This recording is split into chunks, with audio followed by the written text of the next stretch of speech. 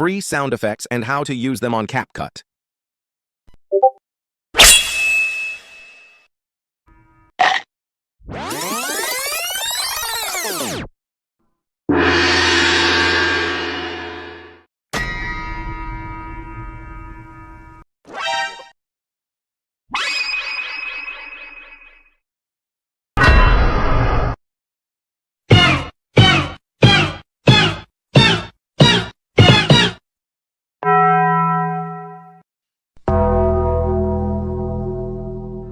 To use them, it's very simple.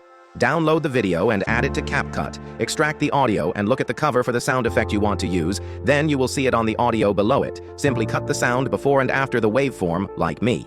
For example, this katana sound effect can be used for a sharp transition. Like me, you can simply place it in between two clips and add a split transition of your choosing. Here's how it looks.